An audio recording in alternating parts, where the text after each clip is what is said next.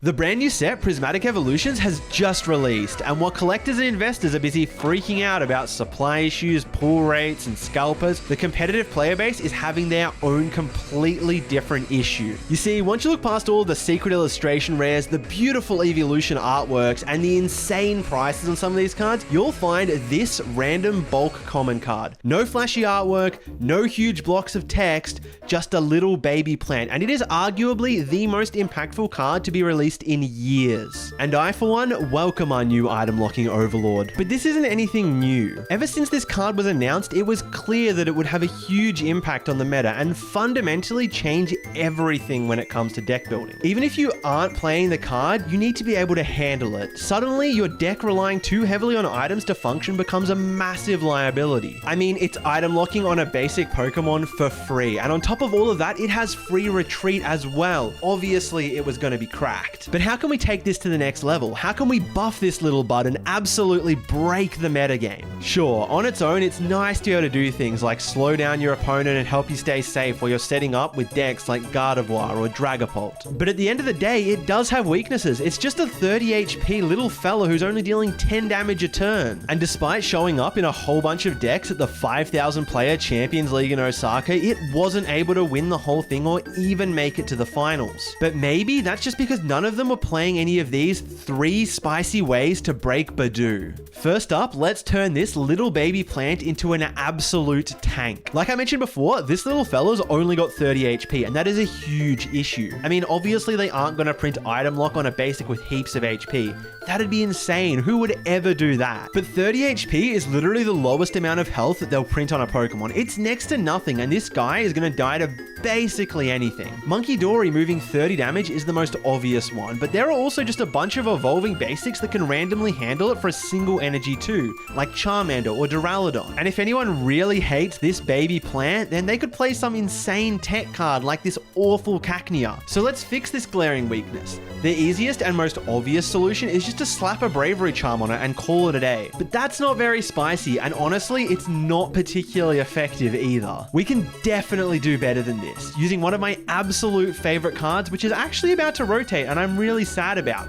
Pokemon Go Ditto. With its sudden transformation ability, as long as Budew is in the discard, you can copy its attack using a Pokemon that has more than double Budew's natural HP. Okay, 70 HP also isn't a lot, but wait, it is a normal type, meaning that you can utilize a couple Buffalons with the Curly Wall ability to make sure that your Ditto is taking 60 less damage from attacks, giving it an effective 130 HP out of range of common attacking options like Cramorant Spit Innocently, Iron Hands Amp You Very Much, and Radiant Greninja's Moonlight Shuriken. But why stop there? Slap a Bravery Charm on it. No, wait, give it a Hero's Cape, give it a Luxurious Cape, boost this guy up to 230 HP. What are they gonna do? This item locking fella has more HP than the majority of basic V and EX Pokemon.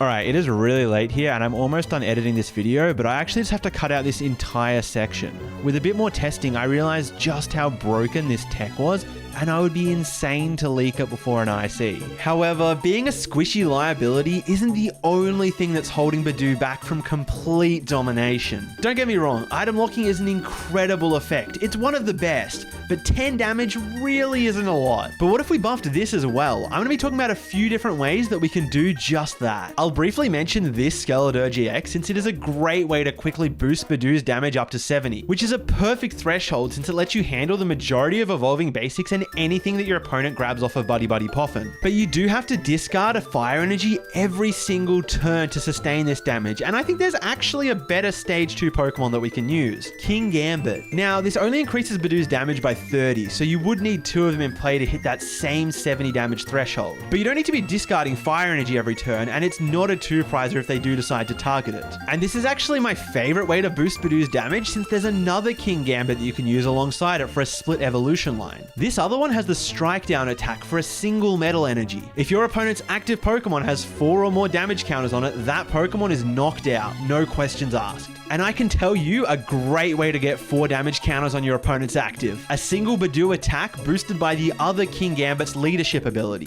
This is a combo that I am really excited to explore further since I think it actually has some serious potential, with Budew slowing them down and actually giving you enough time to establish these stage 2 kings. The last ability that directly boosts damage that I wanted to talk about was this Lilligant with the Sunny Day ability, which boosts grass and fire type Pokemon's attacks by 20 damage. But for some reason, it wasn't actually included in our English Prismatic Evolution set, so I guess we'll have to wait for this one. There are other ways to deal more damage while keeping our opponent item locked though. Budew actually slots really nicely into the currently existing Cloth Terrapagos deck, and by using Brute Bonnet's Toxic Powder ability to poison their active in combination with Radiant Hisui and Sneasler's Poison Peak ability to boost that poison damage, and potentially attaching a Binding Mochi to buff a poison Budew, you can be item locking for 80 damage. And if they don't get rid of the poison, which is even harder to do without access to switching items, they'll be taking another 30 coming back into your turn.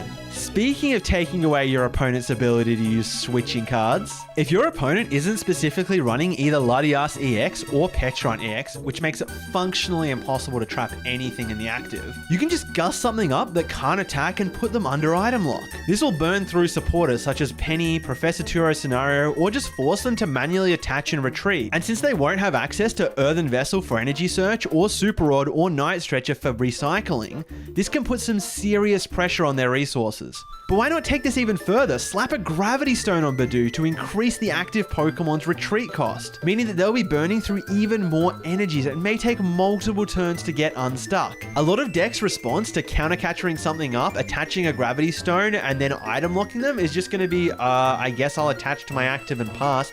They can't do anything. I mean, they could boss around Budew, and while this wouldn't free them from item lock, it would remove the effect of Gravity Stone. So why don't we take this even further? Spidops EX. Okay, this one is getting a bit cooked, but you can stack the effect of Trap Territory and just be an absolute menace to your opponent. Plus, there is some nice grass synergy between the two, letting you make good use of Bug Catching Net. While we're at it with this completely deranged cook, why not combine everything and make a super powered Budew? Ditto and Bouffalont to make it an absolute tank, King Gambit for damage boosting, and a Gravity Stone in case we ever need to trap one of their support Pokemon in the active. Okay, I think I might have cooked a little bit too hard here, but I hope that it did get you thinking about some less conventional ways that we could make use of Budew and maybe even break the meta. Unfortunately, I haven't had the chance to cook up any complete 60 card lists yet, but I just really wanted to get the ideas out there as soon as possible to give you a chance to try and crack them yourselves. And I really do encourage you to try out some of these ideas.